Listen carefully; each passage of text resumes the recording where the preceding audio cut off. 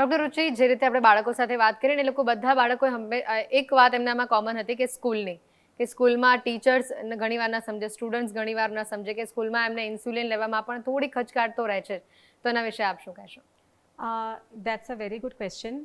સો મોટાભાગે કેમ કે આ બાળકોમાં થતી કન્ડિશન છે, એટલે ઓફકોર્સ સ્કૂલમાં બાળક દિવસનો ઓલમોસ્ટ ત્રીજો ભાગ સ્કૂલમાં વિતાવતું હોય.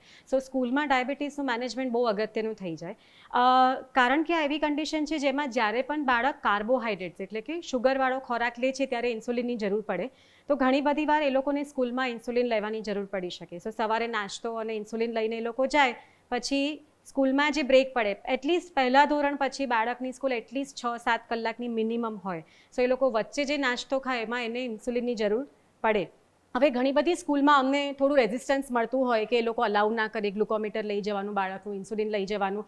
પણ લકીલી ગવર્મેન્ટ ઓફ ઇન્ડિયા અને ગવર્મેન્ટ ઓફ ગુજરાત બંને સો CBSE તરફથી there is a clear cut letter કે જે પણ બાળકો સ્કૂલમાં હોય એ લોકોને સ્કૂલમાં જે વસ્તુની જરૂર પડે, આપણો NCPCR એટલે national commission for protection of child rights, they also have mention very clearly કે જે પણ બાળકને ટાઈપ 1 ડાયાબિટીસ હોય એને સ્કૂલમાં જે સપ્લાઈઝ લઈ જવાની જરૂર પડતી હોય એ લોકો લઈ જઈ શકે.